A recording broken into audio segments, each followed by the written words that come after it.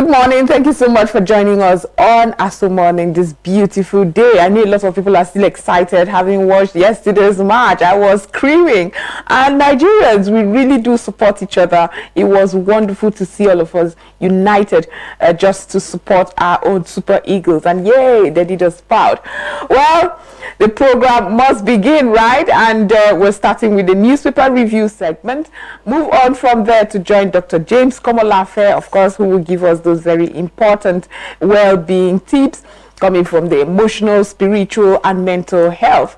And after that will be our first interview where we'll be talking about cardiovascular a wellness for children with Play for Health initiative. We'll get to learn about what the Play for Health initiative is all about.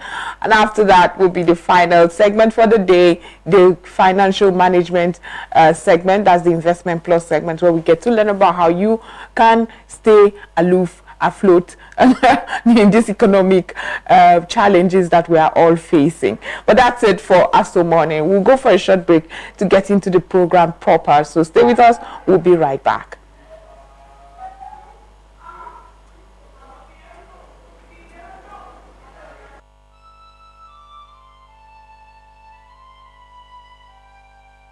We are a nation blessed with people of diverse cultures, religions, languages, and opinions.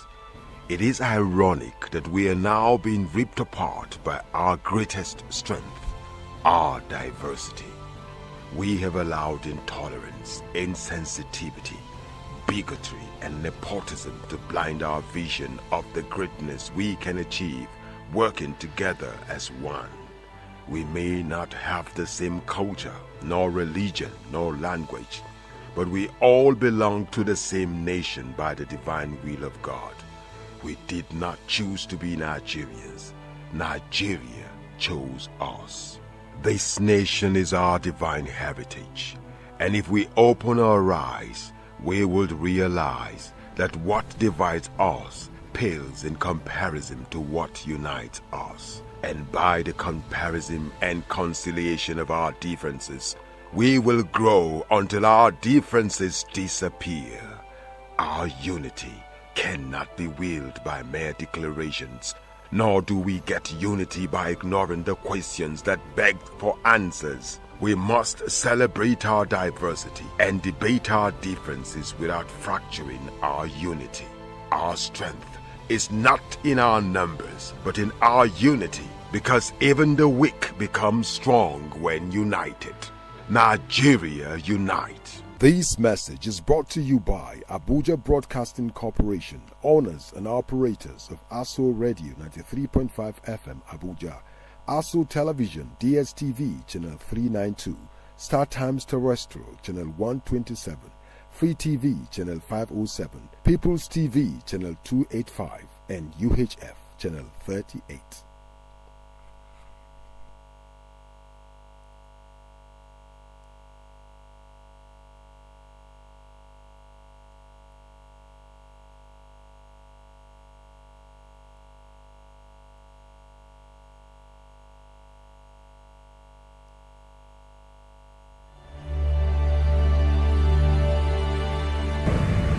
Our first efforts at democracy and self-government were abruptly arrested in the mid-60s, largely as a result of the incongenial atmosphere engendered by the uncompromising stance adopted by the political parties of the First Republic. Thus, opportunities were lost for our people to interact and learn to accommodate different points of view for the betterment of the country. We must not allow that episode to repeat itself. The new system that will have adopted presents us with yet another opportunity to achieve national integration, which is a prerequisite for the building of a strong and virile nation.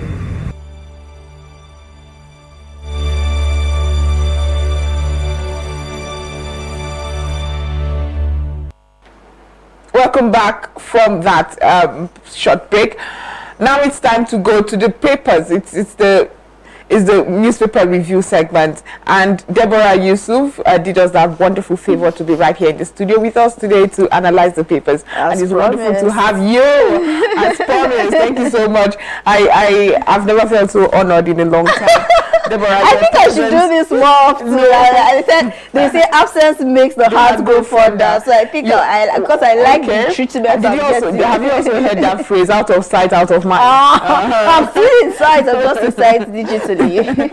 Okay, Deborah, thank you so much for being part of the program. Nigerians are so excited about the win, the South African win, and for a split second there we forgot all the challenges, all our problems. We forgot that we're going to wake up to dollar bill 1,500 this morning. We forgot the egg is 150 naira per egg, and crates is getting to 4,000 naira. So yeah, it's for a split second we're all united. Nobody cared if it was Ekong that was scoring the goal, or it didn't matter where you were from, and it was so beautiful. The joy was palpable. It was just so beautiful to see the reactions. I didn't watch the match. I'm not a football enthusiast, but I followed it on the social media, and I could just see the joy it erupted, and it was so beautiful to see. I couldn't bring myself to miss the match, but I was excited at the turnout of the match. But let's not talk too much about sports. We'll leave that for the sports segment. Move on now to the first newspaper. The first news is the first paper would be analyzing this morning, and it has as its lead story hardship. Court orders federal government to fix prices of food fuel within 7 days. Milk, flour, sugar, petroleum products, bicycles, motorcycles, vehicles, spare parts inclusive. A court is asking the federal government to fix prices of food. Yeah, particularly the Federal High Court in Lagos State. This suit was filed by Femi Falana, and they gave a court order that the federal government to fix the prices of foods fuel within 7 days. And my question, I think like almost every Nigerian, is how do they intend to do that? There is no way that they can't do that within the shortest within 7 days without thinking about subsidy, because people are still going to import, and whatever rates they import it at is going to reflect in their prices. Yes, and you know, he cited the Price Control Act to defend his suit, and since there was no counter, and the judge decided to, rule in his favor. So, but nobody can deny the hardship that we are currently facing. But I don't know if it's the practical way to go about it, especially the problem that Nigerians are facing are really because of price control. Do we have this product available? Because whether price control or not, when we have in excess, it's simple economics. If we have in excess, the price will naturally, the demand for it, if the demand is high, the price will come down. Because I don't know if our problem is really the fluctuating price. Well, I think the Price Control Act was set up so that in periods like this, when there's just such instability that you wake up this morning, you don't know how much what is going to buy cost. In fact, I think over the weekend there were a lot of supermarkets that had to remove the price tax on most of their goods, because they were like, you know what, we are unsure how much these things are, and because we buy at this rate, and then when we go back to the market, we can't even afford the goods anymore. So we have to be certain what they cost. So I think that the reason why those the act exists is because of such instabilities. But I'm wondering as to the extent of its practicality, if indeed that it is actually practical within 7 days for the federal government to fix prices without providing subsidy. Because okay, what is going to happen if the traders are still purchasing these items at high rates, and you are now saying, okay, you must sell it at this price? That means they're going to be selling at a loss if you are not providing any sort of subsidy, which is why, for me, I'm not seeing the practicality of it. And yeah, I think that we have to look at more fiscal and monetary policies, and then look at our how we can increase production in the country, and then look at all the factors that are affecting the prices for going up before we can begin to talk about that. That may seem long term, but to me that's the only real practical and tangible solution. I agree with you. Okay, worsening insecurity, Abuja under threat, Senate cries out. As reps invite NSA, IGP, other security chiefs over insecurity in the FCT. Is touching home, and so I like how it is tagged here, crying out. The Senate cries out. Yeah. You know, this is the seat of power. This is where a lot of them have several buildings. So it's only natural that you would see that they would be affected by what is going on. We have other stories. Super Eagles beat South Africa to qualify for AFCON final. That's interesting. Tinubu congratulates team on victory. Ibadan explosion, we've identified 3 masterminds, or your government is saying that. Stop blame game, fulfill your promises. PRP blast APC. Prince Harry returns to US after visiting ailing King Charles. And that's it for the first newspaper. But beside the masthead, the very last story here, ignore nationwide protests at your own peril. Ex-APC vice chair warns Tinubu as fresh protest breaks out in Niger State. And this is despite the arresting 25 people that were part of that protest. I think we need to stop this. Arresting the protesters. I mean, we are still talking about, have we gotten the release of the women who protested in Nasarawa? That's another. I cannot for the life of me understand what the government often thinks. It's like you want the citizens to follow the constitution, be law abiding, but you're making yourself intentionally not seen as law abiding. They're acting obtuse as a matter of fact, because I don't know why people cannot voice out their grievances and certain hardships that they are facing all around the world. You don't see people being at least in developed climes. I can't say all around the world because I know that Africa continent is also part of that world. Well, I mean, in developed climes, you hardly see them make arrests for protesters that are peacefully protesting and just trying to make their case known. I like the emphasis on peacefully protesting. So I think that they need to move away from that tragedy, especially because Tinubu had this administration had promised that they were going to uphold the human rights of individuals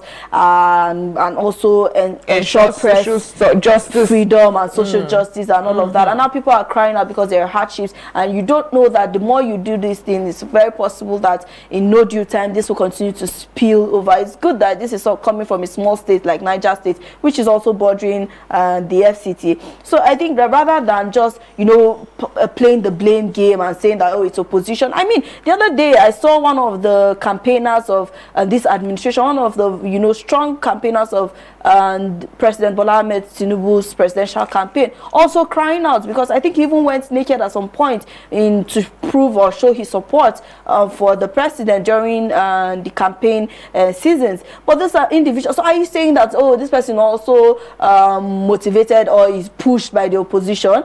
So you should stop propaganda and actually focus on governance rather than passing the ball. Look at the issues that people are crying out. People are not stupid, and I think that this is an insult on their intelligence to say that they cannot muster enough self-determination to launch the streets and demand for their for ease on these hardships that we're facing. Well, having said that, we'll move on now to the Blueprint newspaper. The Blueprint newspaper, State of the Nation, fixed prices of goods in 7 days. Court orders federal government, and the riders under that is police arrest 25 over Niger protest. Listen to protesters, APC chieftain counsels Tinubu, and that story is on page 13 of the Blueprint newspaper. Above that, the masthead of the same newspaper, 1.3 billion naira fraud. Geo acquired hotel, others with subscribers funds. The EFCC is saying, I think that's concerning the church general overseer, some pastor who was found. Apparently he's quite popular, but because that story where you saw the story above the masthead. Yes. And a lot of people were talking about him and all of that on social media. I had never his face wasn't familiar at all. Do you want to be given the register of how many churches that exist in Nigeria? I would rather not. I'll get dizzy trying to keep tabs. So AFCON Super Eagles made of legend stuff. That's coming from the federal government. Yes, we wish our government was also made of legend stuff. We need our politicians and lawmakers to be made of legend stuff. Don't turn Nigeria into extractive zone. Senate warns Chevron and Exxon. And that is it for the Blueprint newspaper. Quickly, we'll move on to the New Telegraph newspaper. The New Telegraph newspaper, rising inflation, fixed price of goods in 7 days, court orders federal government. And the riders for that, 88.4 million Nigerians living in extreme poverty. Permanent Secretary is saying, I'm not sure which of the permanent secretaries here. Stop blame game, listen to hungry Nigerians. PRP tells APC. Police arrest MENA protest leaders. Query governors, fight economic saboteurs. Arewa Group tells Tinubu. That's on page 26 of the New Telegraph newspaper. Nigeria needs governance system that would empower, transform citizens' lives. Nigeria needs governance system that will empower, transform citizens' lives. That's coming from experts. Nigeria to understudy UAE's development model, explore educational opportunities. Deborah, Nigeria is going the UAE way.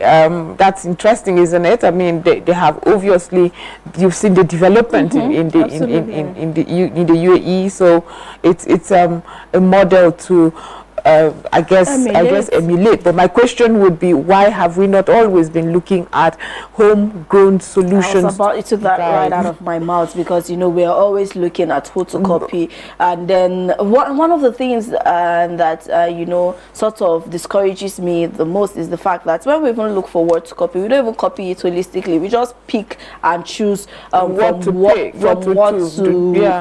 copy. So we can take one from the US, take one from Singapore, and then we just jam pack it together and expect it to work. But you want to take I understand the importance of always, you know, looking at other developed countries and seeing what you can take from them. But beyond and above, we have brightest minds that always succeed, that can develop a model that will work for us. We don't always have to have that inferiority complex that we think that, okay, what is outside is always better, the grass is greener on the other side. We have the minds that can develop those people, but do we want to actually do that? I mean, for me, this government and any government before this government, and because it's not just particularly just this government, will always remain insincere to me if I see the cost of governance. So when I see the states, the Senate, for instance, making summons, or when I see the House of Reps or the or collectively the National Assembly making certain summons and you know making statements and saying that they're doing everything, it just comes out as disingenuous to me, because I'm like, guys, just within you guys here, you can actually, you know, pass bills, you can actually reduce what you take home, and that will largely impact our economy at an unprecedented level. But you would not do so because you do not care. What you care about is your own personal interest. So beyond, okay, we can go and copy this UAE model now and have it in print and have it you know, on websites. But when it comes to implementation, Joy, do you remember the 2020 vision? Yes. Vision 2020. Yes. I remember when I was in secondary school, it seemed so far-fetched. Yeah. And fast forward 24 years later, we've not accomplished what is in 2020 vision. So perhaps what we need is not necessarily, you know, going to emulate it. But perhaps what we have already developed, can we look at our implementation? Okay, can we review it? Okay, we are now in a very tech-savvy world. Okay, can we now look at tech solutions to some of the problems? These are the issues. But no, we would rather, you know, okay, US gives student loans, okay, we'll copy it, and then a month later, after promising that the portal will be open, the students cannot still access those loans. Okay, our unemployment rate is the same with the United States. No, but no, you did not consider all of those metrics. You just decided, okay, student loans, the United States does it, it must be good for us. I mean, it just shows lack of foresight. Gas project provide 100 billion disbursement details. Senators Finance Minister says Public Procurement Act breached. Extra 130 billion naira earmarked for more firms. Ribadu seeks UK support for kidnapping terrorism fight. Ribadu, General Musa, others absent stalls Senate interface with security chiefs. Reps ask Wike to install security cameras in Abuja. Here we go again with the security cameras. What happened to the ones that was budgeted for, and we're told that, you know what, all this new, all the traffic points, all the other areas that, I mean, it's exhausting that we have to talk about these things. We sound like beating records because we almost say the same thing all the time because nothing really changes. So I don't know how they want to do. They have to just give us accounts for the monies that were, is it that the monies were never released, or what actually happened to the monies that were budgeted for the, you know, CCTV cameras all around. That's like, I often get, like you said, very frustrated if we have to follow these things. It's not about CCTV cameras. We've had several issues. I mean, you can see your phone being stolen. You remember, there was a time my phone was stolen. I went to a supermarket and I knew I must have lost it there. When we got there, they could review the CCTV footage. They saw when immediately I turned to take something off my cart. Somebody took my phone. We saw the gentleman. Now, how do you track the person? Now that you've seen it, what do you do? Because we have all the numbers, the NIN, the BVN, the VNIN, but when it comes to tracking these criminals, it's almost as if they make it look so difficult. Exactly. And as if it's rocket science. So what you now figure it out. You don't have a face recognition technology. It's just be another. And even when you do, what do you connect this person with? Because we have, like we said, all numbers all over the place. I don't even know which one, you know, at some point to show that proves me as a Nigerian. Is it the NIN? Is it the BVN? Is it the passport has its own? So, yes. I mean, the Nation newspaper, that's where we are moving on to now. EFCC clamps down on firms for issuing invoices in dollars. EFCC clamped down on firms for issuing out invoices in dollars. And the riders here say agencies arrest suspects in Lagos, Port Harcourt, Kaduna, varsity proprietors summoned. Okay, that's interesting. It's against the law. Proprietors also. You know, I actually read from a veteran journalist that has, you know, accused and alleged that governors, after receiving their allocations and they convert it to dollars, and also perhaps the EFCC also needs to look into that beyond some of those people that have been mentioned, and that's why are you undermining our naira by converting what was given to you in naira to dollars. So yeah, the EFCC have, you know, instituted, I think, a 7,000-man task force across their 14 zonal commands to begin to clamp down on, you know, those that are racketeering the dollars. And yeah, whatever they're hoping to gain through that, I hope that it brings positive results. Right. I mean, I have videos. I mean, I don't have them. I can show you video. I can point you to videos online where even our politicians distributing dollars. What are you saying? So I don't know. They make it look like, okay, so a clandestine deal or something. I can tell you, for bragging rights, they did it with the cameras on them and all of that. So maybe that's not a transaction, but it's funny when we want to hold people responsible or get people to show to do the right thing. It's just funny where we start. It's very funny. Most often than not, we start with those you know, below the cadre, because I mean, there's even a video of a government official who paid a hairdresser in dollars.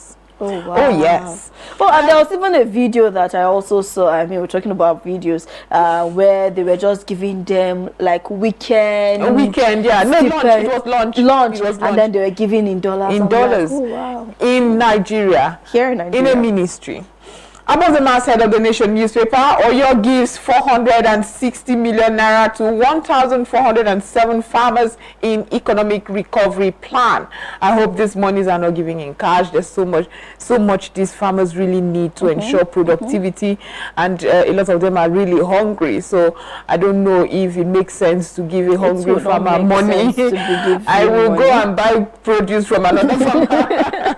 and feed I think my maybe family. it should be what is expected. It should be in terms of fertilizers, in terms of exactly. I hope that is what. I hope it is not cash. I hope it's in terms of fertilizers, like you say, these inputs that they really need. Even if it has to do with getting them secured, I would be more comfortable knowing that our farmers are comfortable too going to farm, because that is at the end of the day the real problem. They are too afraid to go to farm because they are being attacked. And even those that go to farm, like in places like Niger State, for instance, they have to pay tax. They have to pay tax, exactly. Structured taxing system in this country, right under our nose, that it's almost like, I mean, that's a conquered state, if you ask me. Yes, because the governor, I mean, the past governor had already cried out that there were several communities that were taken over, and local governments that the bandits or terrorists had already taken over. World Bank's $15 billion for 30 projects in Nigeria. World Bank's $15 billion for 30 projects in Nigeria. My Plans for Ondo by Senator Jimo Ibrahim. That is on page 5 of the newspaper. That's the Nation newspaper. NNPCL begins production of extra 14,000 barrels per day. I wish them luck. I hope we will not see corruption widow and affect productivity and supply and distribution. And now we move on to the Punch newspaper this morning. Forex crisis. That's how the Punch tags it. Forex crisis. EFCC 7,000-man task force goes after dollar racketeers. EFCC 7,000-man task force goes after dollar racketeers. EFCC summons private varsity proprietors, companies, others charging dollar fees. Government agencies violating law on Forex too. I love that. Government agencies violating law on Forex too. NESG tells Commission airlines promise compliance. Nwabili shines as Nigeria beats South Africa to reach AFCON final. Yeah, to Africa, to Super Eagles, he did an amazing job, especially because, you know, I hear, like I said, I'm not a sports enthusiast, so you take everything I say with a pinch of salt. But I hear that this was his first time on the AFCON as a goalkeeper, and he performed well, because before the match, all I heard was the South African goalkeeper is perfect. He's so good. And then they avoid penalties at what cost, and the penalties came, and I mean, it was beautiful to watch the snippets and just see Nigerians celebrate. And I mean, kudos to the Super Eagles. I can't imagine what it feels like to be the source of joy for over 200 million people. I mean, they must be on a wave right now, and that's funny thing is, I'm seeing a lot of congratulations to the sports minister, and I was like, please, Joy, really? This is supposed to be very typical of me, but I'm so glad I hear the one saying it. I know, and I'm like, really? Yeah, well, they are okay under him, I guess. Okay, above the masthead of the Punch newspaper, Tinubu inaugurates student loan scheme February 21st. I hope the hurdles that kept it from being inaugurated in January as promised has been seamlessly addressed. I guess we would have to wait till February 21st to see that first, because if you're inaugurating something, it should be already it should just kickstart, because a lot has been put in place. 500,000 jobs threatened over ban on sachet alcoholic drinks. Did you see that protest? I didn't. NAFDAC, yes. This is good. NAFDAC.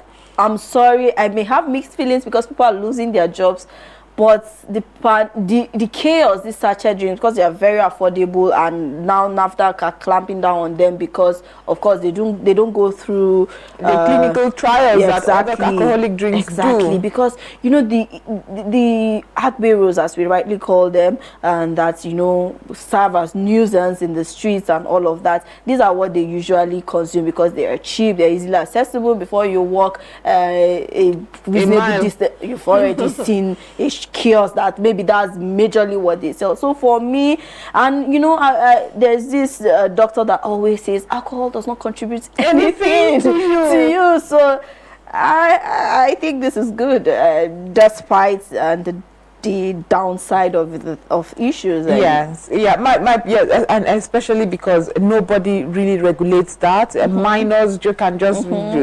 get such drinks. Not to mention the environmental effect of it. We just take the sachet and litter all over the place. So, like you say, I think I agree with you on this one. Government approval delays Dangote refinery fuel. Excuses. That's all I can say. You wake up this morning, they're telling you that, oh, Dangote fuel refinery is ready. Tomorrow you hear that, oh, they have to import fuel from the US. And I'm like, why? Why do they have to import fuel from the crude from the US if we have crude? And then you wake up the next day. It's just one excuse after the other. And at this point, I think I'm even more invested in the Port Harcourt refinery. What are we saying in that? Because that's the one that actually have more effects on Nigerians than this one, because it's privately owned. Yes, it's also going to benefit us, but not at the scale that the Port Harcourt refinery would. So yeah, I don't know what approval after. Well, I'm just happy that the pressure on the naira would reduce if when these refineries actually will start to work, and it would tremendously show in the obvious in our forex. So that's something I'm just excited about. But these delays right now just sort of discourages the Nigerians just waiting. Okay, when are we going to be consuming this? When are we going to be exporting? Because we're also going to consume and export. And then you wake up today and it's one headline after the other that shows you that, okay, we are not there yet. We're not there, but hopefully sooner than later. Hopefully sooner than later. Well, we move on after that to the Nigerian Tribune newspaper this morning. The Nigerian Tribune newspaper is leading with court orders federal government to fix prices of fuel goods within 7 days. As prices of food, household items soar nationwide. Bag of foreign rice, 77,000 naira in the FCT. Well, don't eat foreign rice then. Bag of beans sell for 100,000 in Owerri. Pasta carton 13,300. Pasta is the one that that's the other one touches everyone. Yeah, pasta. I'm a lover of pasta. Well, and it just keeps going up. I can't even believe that there was a time that pasta was 19 naira. I agree. Naira, 150. I used to buy 150. Yes, I remember buying a carton of it not very long ago for 7,000 naira. Now it's almost twice what we used to buy it for. Bag of maize getting to 11,000. Yes, bag of maize 55,000 in Kaduna. Kogi traders stage protest over economic hardship. Another protest in Niger. 88.4 million Nigerians living in extreme poverty. That's coming from the federal government. Police arrest masterminds of Mina protest. Others. That's a sad outcome. I hope instead of arresting them, we should have you should have people come out to address government officials when there is a protest. Come out to address and give reasons to why. Okay, in so time, these are what we're doing. Explain the process to them. And my fear with things like this. Nigerians, we like to dare. So I'm afraid that others will now spring up, and then it will now become out of hand. Instead of arresting these ones, and because everybody is really suffering. You that is coming to arrest, how much did you pay? How much did you pay for the meal? I remember going through social media, and I was after I think the soldier that cried out for that his salary was 50,000, he can't afford to go home, was eventually, sadly, what they call this. There's a military word for it. There's a military, I can't remember right now, but that happened to him. And then a day later or so, we saw military men that were clamping down on protesters and all of that. Was it protesters? Just shot a clip that was going on, and then I saw someone tweeting, these are the people that we are advocating for. Because I can't for the life of me. You actually have the constitutions to guide your operations, and there's nowhere in the constitution that gives you the right to clamp down on protesters, peaceful protesters that are doing nothing but advocating for what both of us are currently going through. But no, because your allegiance is not to the constitution, your allegiance is to the political elites. Exactly. But in their defense, those ones who go to the streets to do it are just doing it out of an order that has been issued, yes, and they will have to. It's so that's it. Joy, I think that if one of the ways that we can build systems and structures that stand the test of time is for, okay, if I'm given an order that is contrary to lay down rules and regulations and constitution, don't I have the right to rehash and repeat what the constitution says, or what military law says, or what the rules and the codes of conduct says? Don't I, as an officer of the law, don't I have the right to actually cite and quote that what this order is not in line with what the supreme constitution, because the constitution is supreme. It is what gives powers to whoever presiding officer over the those on the lower cadres. I think that if we are able to build and train military men to have that perspective, we'll be able to move from this place where we are. Because remember, I'll always forever cite what happened with Donald Trump. Nobody was saying, okay, because you are the one in power now, we are not going to come and kick you out of that office. They did what they had to do because their loyalty is to the constitution. We need to get to that point. We need to get to that point. To the Nigerian News Direct newspaper this morning, Nigeria's treasury bills yield 23.45%. Nigeria's treasury bills yield 23.45% increase, highest ever in a single auction. Whatever happened to our treasury bill plan, Deborah? Well, they said that these are steps that they are taking. They have to tighten the monetary policies and by increasing higher rates, so that they can talking about our investments. Oh, you're talking about investment plan. So that is investment plan. Joy, I think I did invest. I don't think I should be saying this. Right. But I think I took a step, not in treasury bills though, but perhaps in sooner time. And I think you should. Every day, Joy, you stay here, and I'm going to open you up publicly now and tell them about Investment Plus. But what have you taken from the Investment Plus segment? I think that every Nigerian, no matter how little, you can invest in stocks, you can invest in mutual funds, you can invest in treasury bills, you can invest. There's one of these other ones, what they call it, something papers, commercial. I can't remember that. So these are options that every day when Joy tells you about the Investment Plus program, and she should also take a leave from that. I agree with you perfectly. I agree. That's after Nigeria's inflation comes down and we get our purchasing power. I think that this is the best time. This is the best time. Invest in stocks. I don't sound like some governments. I don't sound like some governments with several excuses, but the riders under the treasury bill story set to relieve pressure on Naira in FX market as EFCC moves to restrain business owners from charging in dollars. Report exposes cause of Ibadan explosion, fingers 3 culprits. Nigeria's crude production gets boost as Akpo West Field begins production of 14,000 barrels per day. Above the masthead of the Nigerian News Direct newspaper, inflation caught others federal government to fix prices of flour, vehicles, spare parts, petroleum products, others. Super Eagles beat South African Bafana to qualify for AFCON finals. That is one story I can never get past.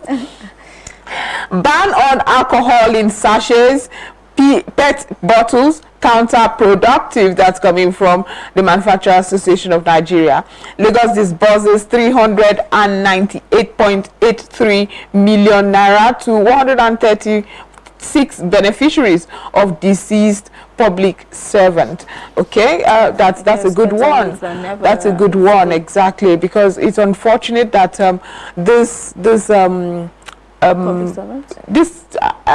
what is due what is due to the deceased family often takes so long, and the processes are so cumbersome. I know a lot of people who for a very long time have been pursuing it. At some point they are like, you know what, never mind, forget it, let's just move on. So I think that's good news for them to just wake up one day. But there should be structures. There should be structures that will make it seamless, as long as you can. Yes, as long as you can prove death, as long as you can prove the death of your person, it should not be such a cumbersome process. It's bad enough that you're I think that there's something about the average Nigerian man that prides in making things difficult, and I think that that's something that we need to, you know, move away from. Things can be simplified. You can verify that, okay, this person is actually a relative, is the next of kin or whatnot, and then you speed the process up so that they can benefit from that. But it's better late than never. It's good to see that, but hopefully that afterwards they begin to look at simplifying it so that they don't have to stay this long before accessing the funds. Okay, to the Daily Times we go. Senate in crucial talks with security chiefs over insecurity. Senate in crucial talks with security chiefs over insecurity. EFCC launches task force to combat forex crimes. 3 suspects to face prosecution for Ibadan explosion. Reps move for adoption of electronic transmission of poll results. Super Eagles victory excites Tinubu. Okay, and then we move to the Daily Trust newspaper that has a very concerning headline. The Daily Trust says bandits threaten to marry bride, sells 62 wedding guests, demand 100 million ransom. That's a very unfortunate one. I wonder how this communication works and how they can be traced. I read about those wedding guests that were abducted in Katsina. I mean, like you say, because they spoke with relatives, and they particularly said that, and they were responding to the governor, and they threatened that they want to see who is going to attempt to rescue them, because the governor had vowed that he was going to rescue those that were kidnapped. So they were sort of, you know, boasting that that's going to be impossible, and they were threatening to, you know, marry the bride who they, you know, adorned in military outfit, and if they don't get the 100 million ransom. And these are the issues, because there are phone calls that are being made to communicate with these families. Why haven't we tracked those phone calls, and why haven't we done whatever necessary to be able to, you know, clamp down on these bandits? It's so sad, and that the day that should be a joyful day for the bride and her family turned out to be a day that is going to be marked with sorrow, so much trauma as well, if they eventually get out of this. So yeah, we're hoping that the Katsina state government will, you know, and the federal government will take this seriously and try everything they can to rescue these victims. Exactly. Okay, the Leadership newspaper is next, and it has jailbreaks. 4,000 prisoners still on the loose 2 years after. Jailbreaks, 4,000 prisoners still on the loose 2 years after. And the writers here says correctional service can't account for fleeing inmates. Our database was destroyed in NSAS crisis. So we don't. It's always very convenient for them to always want to say NSAS. Meanwhile, we've had 18 jailbreaks within 2015, from 2015 till date. We've had 18, I think we had 5 in 2021 jailbreaks, but it's always so convenient that it's where is the database? It's not in the cloud. I mean, that's what I was going to get to, because it just proves that they've not digitized their systems for them to be saying that our database was destroyed. If it was indeed, like you say, in the cloud, then this is not login in any computer, and then you have access to it. So this is a very flimsy. So they don't even know the people that are intelligence. They don't even know. What they're saying is we may be. So how do they know that it's 4,000 inmates? I mean, they have it in their head to know that. I mean, there were 5 people here, 3 have disappeared. These 3 have escaped. But what I'm saying, it's so insulting to the sensibilities of every Nigerian that you would say that 4,000 inmates are still on the loose, but you don't even have the database, so you don't have their biodata to say we have 3,000 females, 2,000 males ages 18. This one committed this crime, was convicted of this, off the top of your head. Yeah. Court gives federal government 7 days to fix prices of goods. 15 drug kingpins bagged 168 years in 2023. That's coming from the NDLEA. 15 drug kingpins bagged 168 years in 2023.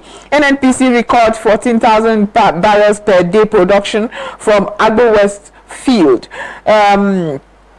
Above the masthead is still talking about AFCON. Nigeria faced Cote d'Ivoire in first AFCON final since 2013. FCT reps summon NSA, IGP, others over insecurity, and that's it for the leadership. But I must take this very important story still in the leadership newspaper. Ekiti pupils, how we raised 15 million naira ransom. That's coming from the families. This is after we got that credit to credit was given to Omotekun took credit for that. I remember the news story was that is Omotekun and the Hunters Association that even that got the rescue. It's unfortunate, but pupils, parents of these pupils are still paid as much as 15 million naira for ransom. Finally, we move to the Vanguard newspaper, and the Vanguard dedicated a good segment of the paper to the Super Eagles getting to the finals, and we see the Super Eagles celebrating jubilating on the front page right there. That's so exciting, and it brings about that. You know, I'm so happy to be Nigerian. It brings about that patriotism in me. Exactly. Yeah, and on Sunday we would also be fired up again to go against Cote d'Ivoire for the finals. I believe. Yeah. Joy, there was a story I was hoping you to take. I don't know if you have the Daily Independent there, but it was talking about Electoral Act amendment. Reps proposed mandatory electronic transmission of poll results. It seems that the reps wants to amend our Electoral Act. And I think that this is important news that people need to exactly. And you know, for all of this, I just want Nigerians to be more active. Their hearings, their public hearings often. So I just please, Nigerians, attend these hearings. Let your voices be heard. Some people are very distrustful, but just try. You know. Well, the other stories here on the Vanguard newspaper. Greedy monarchs, community leaders aid kidnappers in Southwest. Greedy monarchs, community leaders aid kidnappers in Southwest. That's coming from the Hunters. And I know this because the truth is nobody comes in to do any kidnap without intel. There's an African adage that says something about it's only the house rat that often shows the outside rat ways to get into where the cheese is. Exactly. Ways to get into the house for the cheese. So I agree with the Hunters here, and I hope our security agencies will do more. Or in the Nigerian context where the bread is. Yes, exactly. We are more bread than cheese. Also, above the masthead, still talking about insecurity.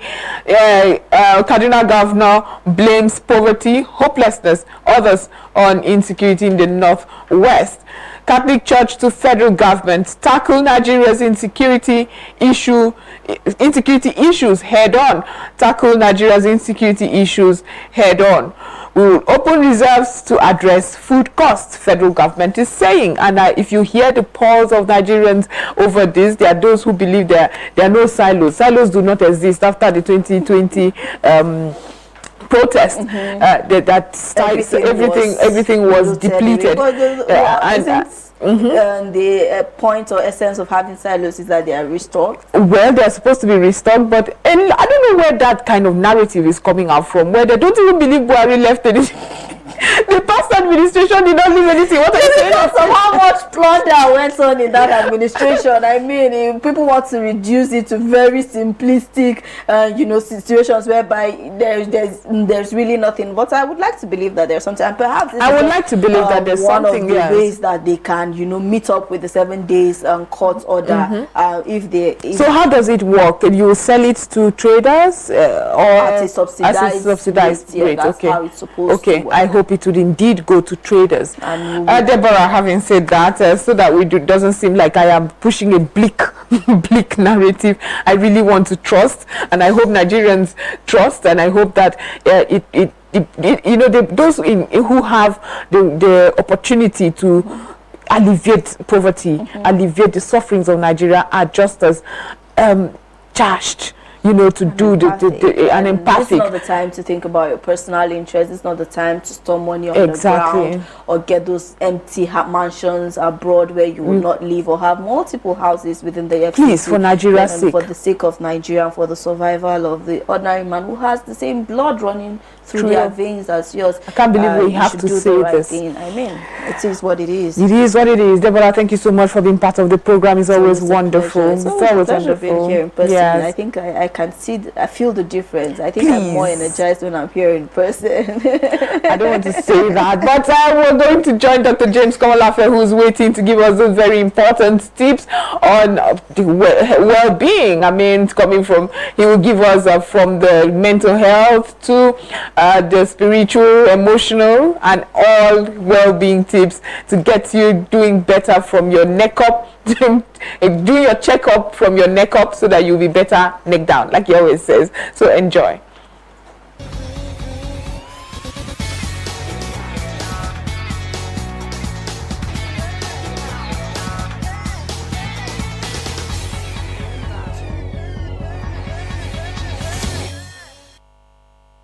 Hi out there, great to meet you here again today. Dr. James Komolafe, your behavioral health doctor, live for you again on Aso TV radio on the series on emotional dehydration. Greetings from Saba Resources Intervention Hub, your one-stop behavioral health hub that handles the good, the bad, and the ugly via behavior modification principles. Today, I have an exciting topic for you on emotional dehydration. And you want to say, what is it? It is the symptoms of emotional dehydration. How do I know when I am dehydrated emotionally? Oh, you are out there saying, I only know of physical dehydration when my body lacks the fluid, the water content, and I'm running dry. Which one is emotional dehydration? Yes, man is essentially spirit being. He possesses a soul and lives in the body. So your mind is implicit in all that you are and have and will ever do. Everything you take in by way of ingestion feeds your life in all entirety. Your persona is fed via it. You take water, yes, you are fed by it. You are sustained by it. As it is in physical dehydration, where you run out of fluid, so it is in emotional dehydration. And you may want to ask, what is the fluid? You need the life fluid coming out of the recesses and the processes of your mind to power your daily emotion. So emotion is the force of life, where you burn and build energies on 4 critical lanes: mental energy, emotional energy, physical energy, and even the spiritual energy. So you are emotionally dehydrated when your emotion, your capacity to interact and interrelate with others is short-circuited. You are deflated. You are drained. You have the short fuses there. You are dehydrated. You can't take things for too long. Before you say jack, you lose fire, you lose steam. You are dehydrated. So, how do I know further when I'm dehydrated? 1, instability becomes the order of the day. You pant here and there. You are restless. You lack concentration. Your energy is in the drain. You experience what I call mental fatigue or weakness. Memory losses becomes the order of the day. You are so forgetful, and you say, I don't know why. frequent mistakes, known and unknown issues clog your mind, and you experience quick tiredness, short fuses. Anger management challenges becomes the order of the day, and you wonder why. It is simply because you are emotionally dehydrated. The fluid you need as a result of immediate critical supply of resources from your mind that powers your emotion are not there, or you have just less of it. When you are stressed, you become nervous wreck.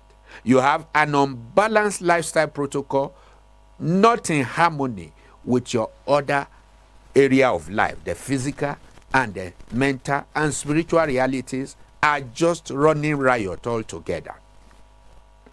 Are you there out listening to me? And you are dehydrated emotionally, and you see instability and all kinds of mumbo-jumbo lifestyle now, please put a call through. We have a reality check to help you spot check, and then we'll reverse the trend and reset you to your default mode so that you can bounce back and achieve full optimality. Then you are stable without being static. Then you are structured without being silenced. And there you have it. My number, Coach Komolafe. My number, 08035999220. I say it again in case you are not in Nigeria. +234 8035 999-220. Call us today. I and my critical team will support you to find balance as an individual, as a family, as an institution. We'll domesticate incentives that will make room for that rounded balance for you. I hope you got a value today. Thank you so very much. See you next time, and bye-bye.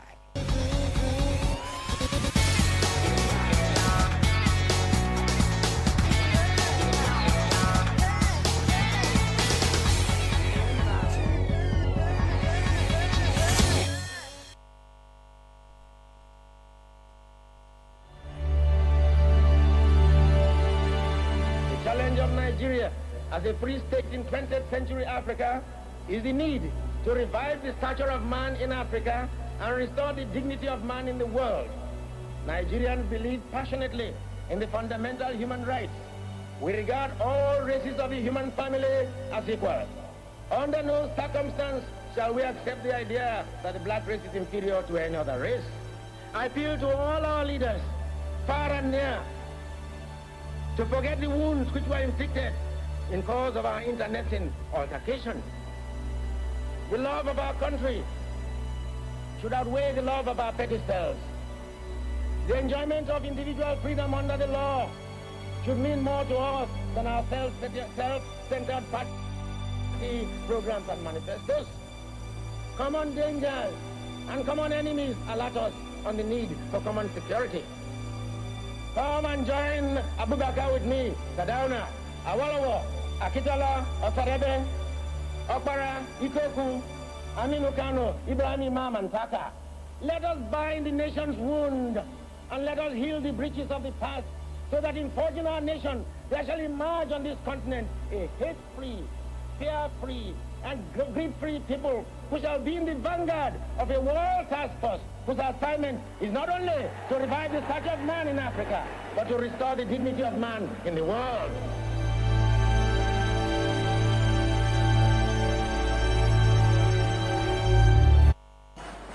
Thank you so much, Dr. James Komolafe, for giving us those very important wellness tips. Now we're moving on to talk about cardiovascular wellness, and it's very important because today we'll be focusing on children, cardiovascular wellness for children. And I'm not sure, I have never heard of the Play for Health initiative, and I'm sure some of you haven't, and today we'll be getting into that and learning all about that. Now, cardiovascular disease found in both men and women aged over 50, although men are more likely to develop it earlier than women, is one of the many health problems that affects the circulatory system, consisting of the heart, arteries, veins, and capillaries. According to the World Health Organization, this disease claims an estimate of 17.9 million lives every year and has been discovered to be the leading cause of death globally. Now, how does it concern children?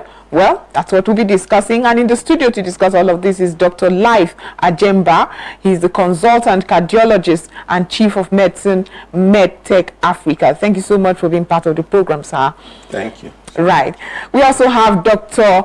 Awofeso Adedoyin. She's the health program manager of MedTech Africa. Thank you, madam, for being part of the program. So I'll just start with the chief himself, chief of medicine, cardiologist and chief of medicine in MedTech Africa, Dr. Life. Let's just go to what is the Play for Health initiative. I think that's where we will start and then gradually open up why children are becoming more susceptible to cardiovascular illnesses. Yeah, thank you for the question. MedTech Africa is a Nigerian health tech organization that's taking it upon itself to organize a cardiovascular awareness program for schools in primary and secondary schools with children aged between 5 and 17. This is a groundbreaking program that's never been done before, and part of the reason for doing this is that we've discovered that most of the cardiovascular diseases you see in adults are now occurring in children, cardiometabolic diseases. You see young children who are 12 years hypertensive, you see children obese, and then you see children with high cholesterol. Part of the problem is lack of cardiovascular awareness program in schools and among parents. And this has, this has become a mantra for MedTech Africa to introduce this program in all the primary and secondary schools in the Federation. So that is what we are starting with now. And we've chosen 4 states as pilot states. FCT is one, Oyo State, Rivers, and Lagos State. Our aim finally is to reach 320 schools and then be able to screen and educate 120 students. And to do this, we need the help of the teachers.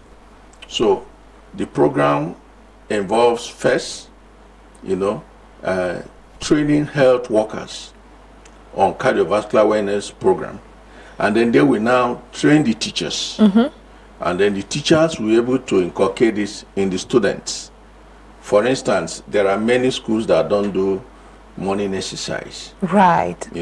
So you see those from the rich families, they carry them from car to class, back.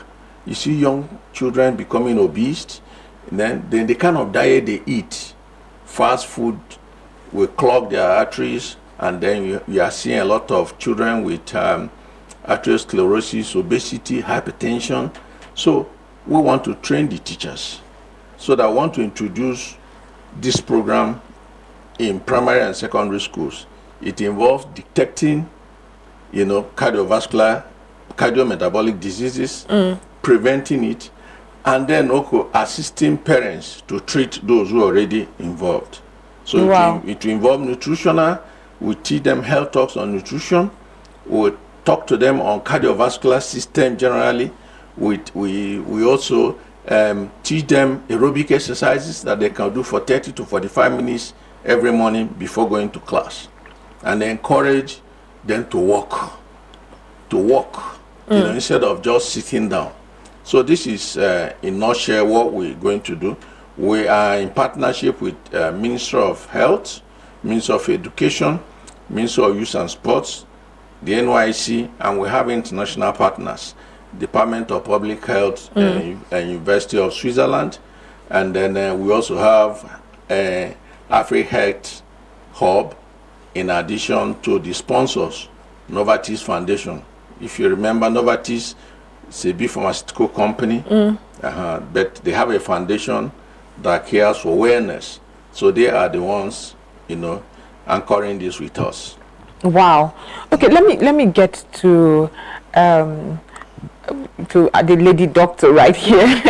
What is it that now we have data, or we're seeing more prevalent of younger children having these cardiovascular issues? Does it stem from the attitude of the parents and all of that? I mean, I've read about several children born with open heart, and I'm not sure, enlarged heart. I've heard several, I'm not sure which word, and I don't know the medical terms for it. But what is going on? I mean, the doctor had talked about our meals, our lifestyle, but what is going on? Okay, so most of the studies we have on cardiovascular health and its issues are mostly done in the adult population, because that is where it's more prevalent. But over time, due to increasing westernization, you see children, younger people like 2022, they are coming down with hypertension, diabetes. Exactly. And it's not something that happens just in one day. It takes time. So other studies have proposed that it's possible that the risk factors for these conditions have been present even during childhood. So in Nigeria currently, we don't really have any studies in the pediatric population concerning those risk factors. We have a lot for adults. So what we want to do is to focus on the pediatric population. Let's see what the situation is in our own country, Nigeria, because the Western country, they already have their own data concerning this issue. So we want to know what the picture is like in Nigeria. So a huge part of it basically is due to increasing westernization, change in the dietary patterns of children in Nigeria, and then a lot of screen time too, which means that children are not as active as they used to be. So those are the things that actually make this study or this program very important for the Nigerian children. Okay, so Dr. Life, you had talked about training the teachers, so that one of the things that caught my attention was you said identify cardiovascular issues. Now, are you going to do a crash course? Because I know that it takes a lot, but I would... from where I'm sitting, I used to think it would take a lot to actually identify, but how would you achieve this, training the teachers to a point where they can identify a child who probably has underlying issues? Okay, the program is actually divided into series. Okay. First, the training of health team, medical teams comprising of doctors, nurses, lab scientists, pharmacists, and then physical and health educators. Then these ones will now go to the teachers in various schools and break it down to a layman's language. You know, we are not going to teach them those tough medical, right. Just how can you identify an obese child? And then there are some physical tests we have to do. For any child, we're going to measure the weight, we measure the height. I'm sure anybody can measure height. Weight is automated. You know, we take the blood pressure, is also automated. You know, and then waist circumference. This is with tape.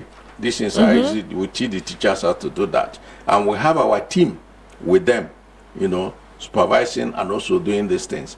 And then from the height and weight, we calculate what is called the BMI. The body mass index? Yes, and from there we know those who are obese.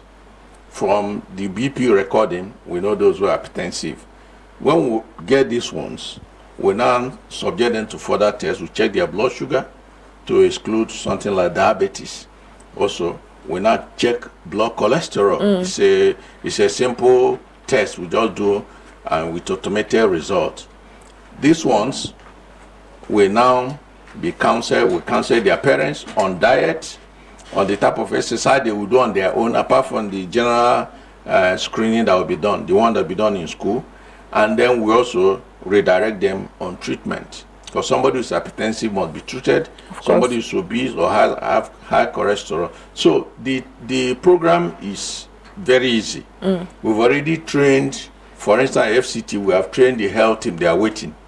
And we obtained administrative clearance from school. We obtained ethical clearance from Directorate of Health. Wow. You know, we've also given our consent forms to parents to let them know what we are doing. That this thing, for those who are going to take their blood sample, that they will let them not think it's ritual. It will be done in their presence.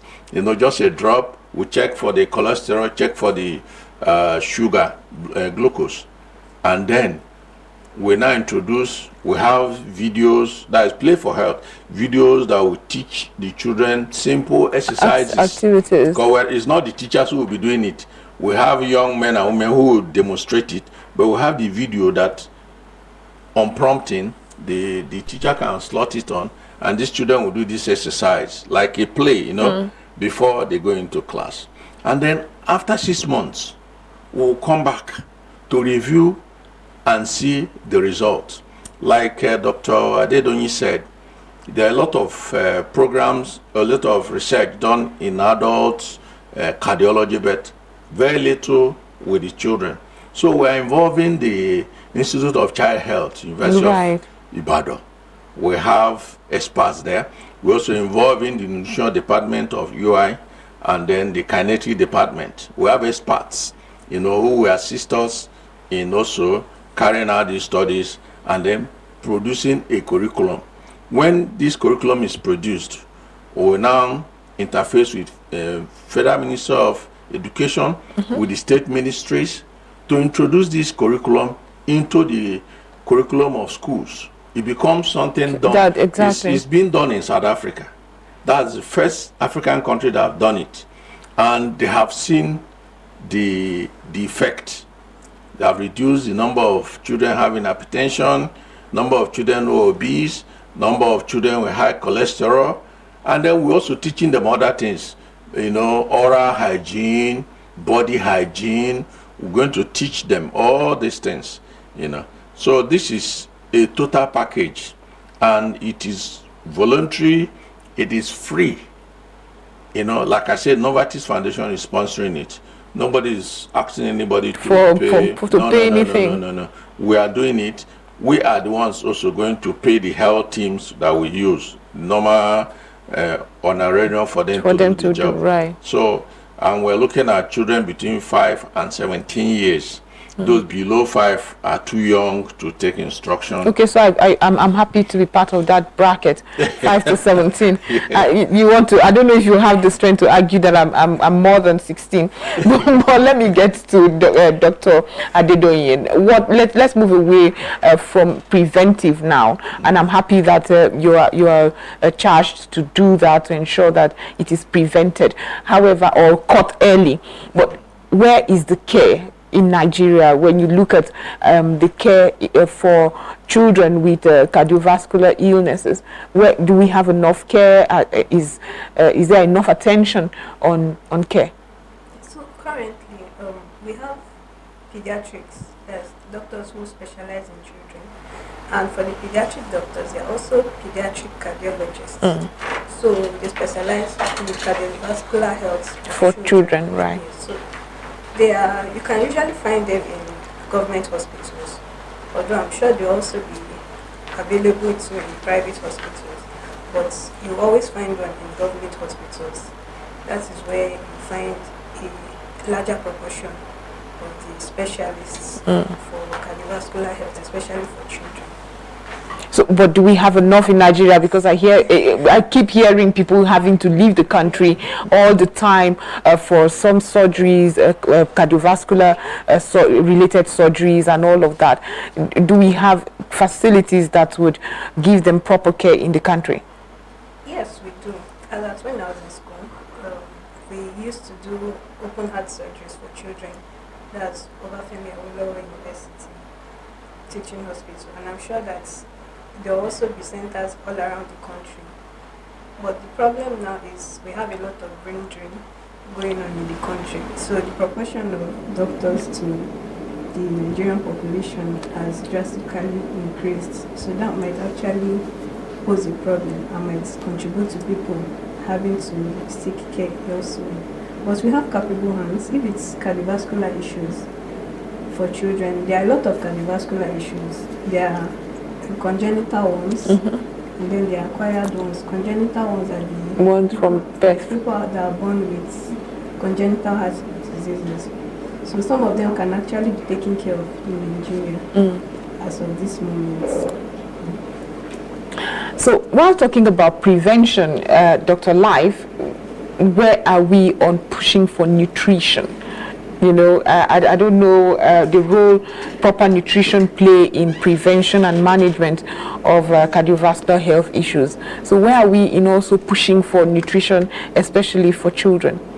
Yeah, thank you for that. There's a saying that you are what you eat. Yes. You know, so in this program, we have nutritionists working with us, and we have already written a heart-friendly nutrition that is good not only for children but also for adults. For instance, the standard is that you take your breakfast between 6 a.m. and 8 a.m. and 50% of your breakfast will contain fruits and vegetables. So you can imagine how many people in Nigeria already take breakfast that contain 50% fruits and vegetables. Then 25% protein. Then the other 25% is carbohydrate and fatty food. There are still some fatty oils in it, you know. Then your lunch should be, and the breakfast should be light. You say what we use KPP system. In the morning you eat like a king, because a king has everything. So he just handpicks. Then in lunchtime you eat like a prince. The prince, because the father has everything, he can eat heavy meals. He cannot eat your amala, your pounded yam, but not to go and carry 4 balls of pounded yam. Maybe 1 ball with vegetable and fruits, like we said, you know. And then if you're eating protein, eat more of fish, then white meat with skin peeled off. Then in the evening, you eat like a pauper. You know, a pauper hasn't got too much. So just biscuits, tea, and you eat for lunch. You take your lunch between 12 noon and 3 p.m. And then dinner should be taken between 6 and 8 p.m. After that, you should not eat. It's not in the evening you come back. That's when you eat pounded yam. That's why it settles in the abdomen. You see people with body, right? You know, and so on. So we have, you know, nutritionists that will prescribe what to the nearest ounce what the children will take, and we're handing this thing over to the parents. How are you doing that? Is there going to be? Are you converging to parents as well in this your outreach? Yes, when we talk to the children, we give them the printouts to give their parents. And we're also inviting the parents who are interested to come and see what is going on. You know, I know some may not be able to come because of work and other, but we have a simple routine instruction how much you can make for your children to take and eat, and what to avoid. You really write out heart-friendly diet for them. So that is that on nutrition. It is a very strong component of the cardiovascular awareness, apart from the health talk, apart from the physical exercises, education. Nutrition is very, very, very, very top. You know, like we said, is you are what you eat. You know, so that is that on nutrition. So I think I'll just go back to Dr. Adedoyin. We used to have these exercises. Nobody had to come do an intervention. When I was in school, in primary school, as you come in the morning, you were made to do, in fact with songs, it was joyful, where you were made to match a beat, you were made to jump and all of that. There were exercises. Why has it changed? And with the Nigerian curriculum that we keep founding on, how confident are you that if you issue this, or you said Dr. Life had said he would ensure that it becomes in the curriculum, it becomes something every school does. That's the physical health now. How confident are you that this one, I mean, we've been screaming that our curriculum should be reviewed, but how confident are you that this one would indeed be addressed and taken and would take taken seriously? We all know that children are the future. Of course. Of any country. And if we have data that's like hard data that is showing that if we don't take action from our children with the risk factors that we are carrying, it is highly likely that in 10, 15 years they might become, their health may become a burden of society. So I think with the data produced from this study, we can actually influence the government to at least put it into the curriculum because of not benefits for now, but benefits for the future. We want the children to be able to become productive members of the society in the future, not having to have their productivity cut short because of health issues which could have been identified and taken care of in the future.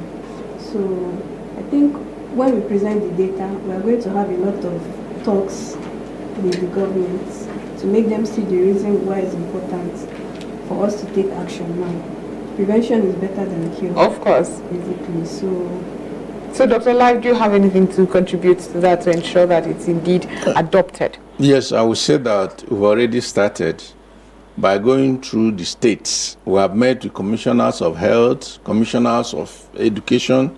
We also met with minister of health or their representatives. So they've already bought into this program. They know it's true, that this is what is going on. It's affecting many households. So we don't think we are going to have any, they just want us to give them data, and then it will be included. We don't think we're going to have any issues, We are talking, this is something that Novartis Foundation itself is also, muscling in to talk to, people at high levels, that this thing has to be done. And we have seen the effect among South African children. So we have something, they gave us all the data and we looked at it and we say, wow, So by the time we finish this initial screening and then go back in 6 months' time to recheck those ones that have issues with weight, with BP, with cholesterol, you will see how far we have gone. And we are not in doubt that the government will easily adopt it. One of the things that happen why we don't have, in those days we have school fields where people train. But for instance, most of the private schools don't have open space. They don't have open space for children to do exercise. But if you have a hall, you can do a lot of aerobic exercise. Exactly. You don't need to have a football field, though it's better outside. Of course. But we're encouraging them, even that your assembly hall is enough for the children to, exercise themselves. And it's been proven that when you exercise, after the exercise, your muscles relax, your brain relaxes for you to even absorb more.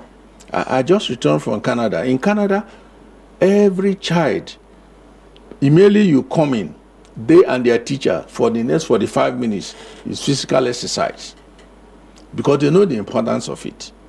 All the schools are deliberately went to, and I said, oh, can you imagine? I asked questions. They said, no, this is very good for the children that when they finish, they give them 5 minutes to rest, and they give them water to drink. So they are capable of absorbing more than coming from home grouchy, grumpy, and they enter the classroom.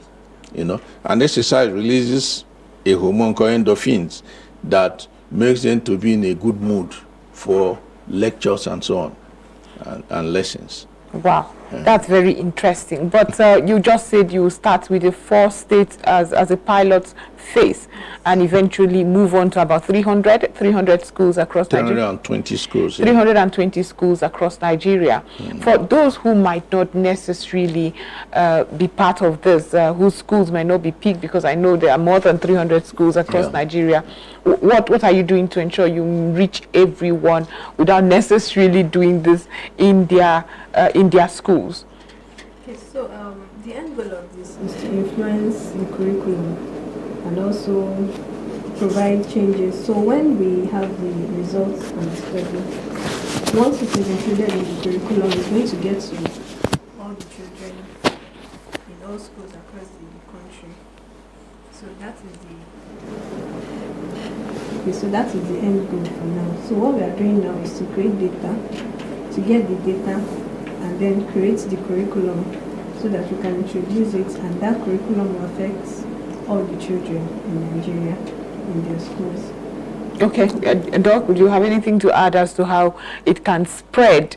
She just said that the end goal is to influence the curriculum and all of that, but the body mass index, and you know how it is when you leave these things, the implementation long run. How confident are you that it would indeed be continued?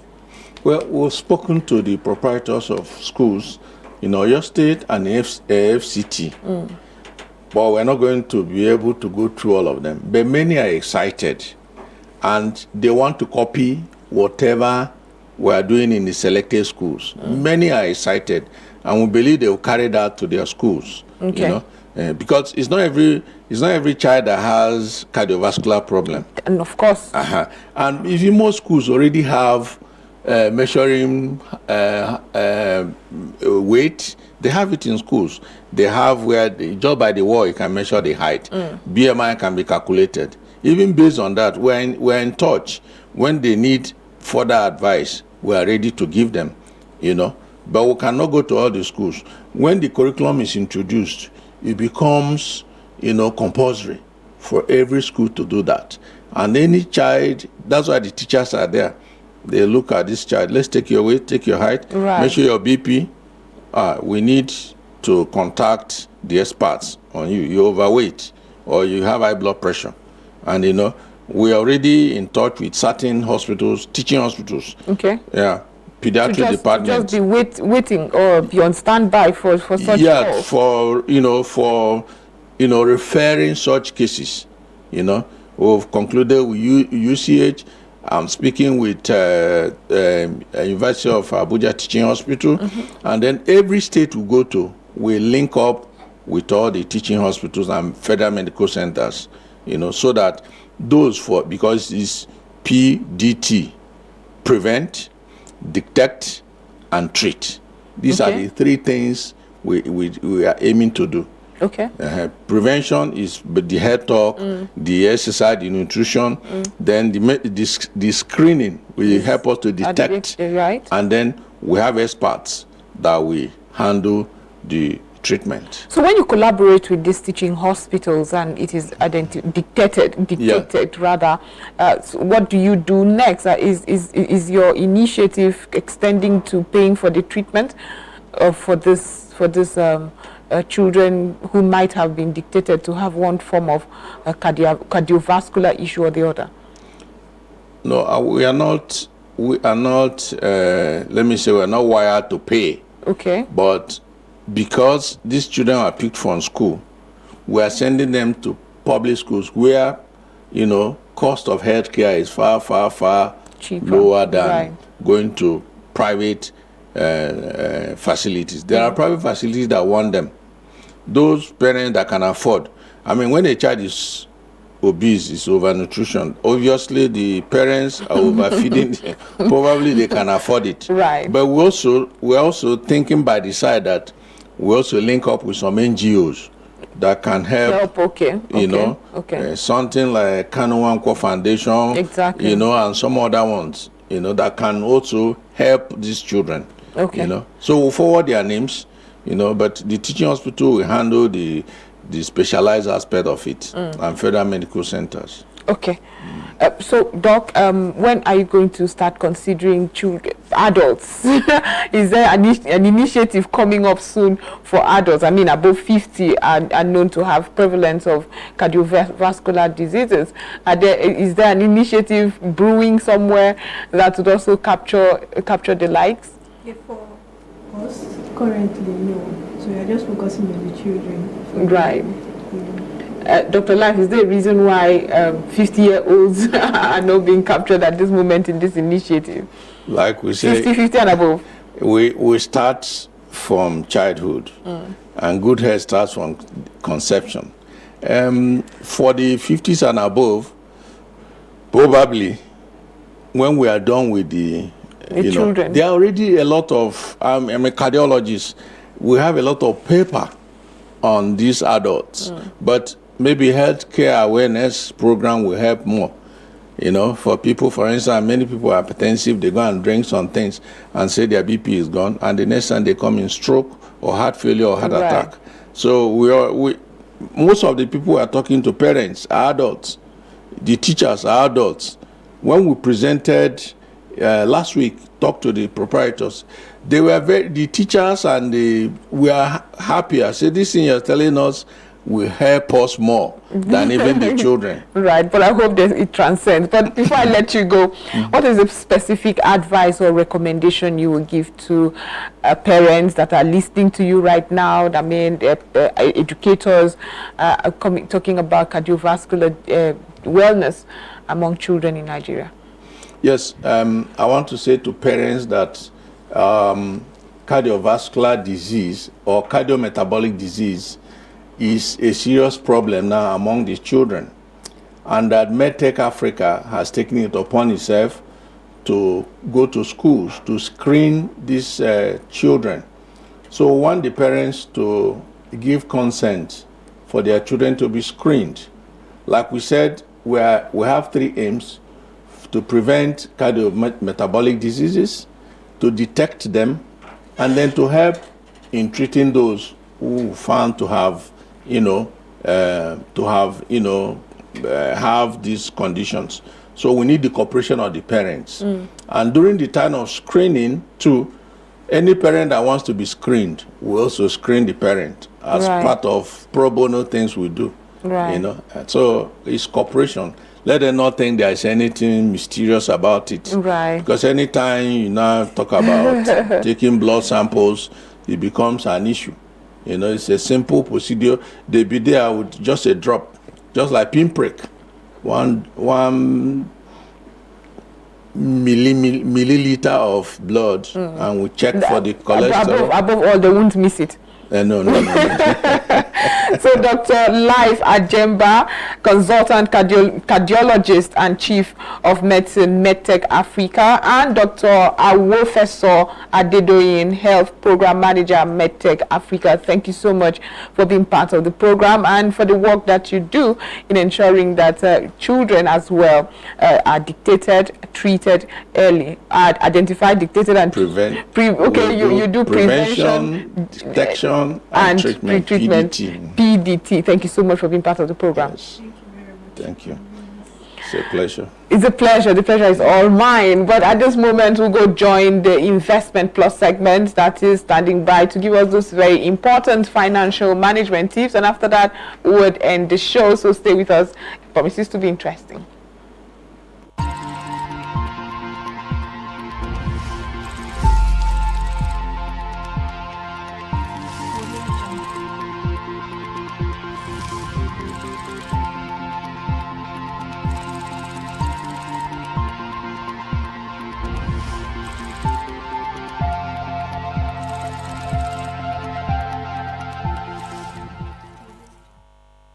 Hello and welcome to another episode of Investment Plus. Today we're going to talk about 3 life-changing secrets to achieving wealth and riches. Secret number 1 is mindset mastery. Yes, your mindset is the foundation upon which wealth is built. It actually starts from inside. Now picture this. Imagine a beautiful skyscraper Before its construction, architects will meticulously plan every detail, ensuring a solid foundation. Your mindset works exactly the same way. It is the foundation for anything you're going to build on the top of that. So you have to learn to cultivate a positive and abundant mindset. If you don't think it's possible to create wealth, it's never going to happen for you. Right in the middle of economic challenges, people can have different experiences. So you must embrace the belief that you deserve financial success as well and watch your dreams manifest into reality. Secret number 2 is smart savings and investing. Smart saving and investing. You need to invest wisely. You have to start by creating a budget and stick to it. You know, on every episode we emphasize the need for you to live on a plan, and that's because of its importance. You have to create a budget, stick to it. The key is discipline. Discipline is adjusting your lifestyle to reaching your goals. So you have to cut unnecessary expenses and redirect those funds into your investments that would generate passive income for you. You have to keep your learning also up about stocks, real estate, and other avenues that can help you to create wealth. Remember, small, consistent steps can lead to extraordinary results. Now, the number 3 secret is to create multiple streams of income. I could never stop emphasizing this particular key because it's actually very important. Now, research has it that millionaires in dollars, have 7 streams of income minimum. And you know what the ultra wealthy have? Hundreds and hundreds streams. There is no way you want to create wealth with just that salary. The truth is that salary, a portion of it has to be working to create other sources of income for you. So you can't rely on a single income source. It's like trying to balance on a tightrope without a safety net. You imagine all these people in the circus and there's no safety net where they can easily fall to and be safe. So we have untapped potential as a country, and there are endless opportunities in this country. So you must embrace that power of diversification. You have to explore side businesses, start something small in your corner. If your work takes most of your time, and this doesn't exactly mean leave your work and go start your thing. Trust me, it always looks greener on the other side. The business owners too are not finding it funny. So stay with your job, but let your income create other sources for you. A sizable portion of it should go into creating something else that brings you income consistently. And this can take time, so it is best for you to start right now. By creating multiple streams of income, you fortify your financial fortress and unlock the door to lasting prosperity. And that's it on this episode today. The secrets to wealth and riches. Number 1 is to master your mindset. If you don't have an abundant mindset about wealth, about possibility for success financially, it's not going to happen. And then smart saving and investing is the number 2 key. And of course, creating multiple streams of income. But remember, the journey isn't an overnight thing. You can't become an overnight success. It's about small steps, it's about daily commitment, and the unwavering belief that you can and will achieve financial freedom. Now, before I go, let me share another bonus secret with you. You have to, on the journey to creating wealth, surround yourself with like-minded individuals who share your passion for building wealth. So you join communities, attend workshops, find mentors who have already walked the path so they can show you the path. They always ask me on TV shows that, okay, do you think there's a shortcut to success? And I say, yes, it's by learning from other people. Someone has gone the path, learn how they did it and go so you don't have to make the same mistake. So together, we can uplift each other and create a legacy of wealth for generations to come. So as we wrap up, I'd like to urge you to take action. If you implement the secrets of life starting right now, you begin to create wealth for yourself. Thank you for watching today. That's it on the episode. See you next time. Bye for now.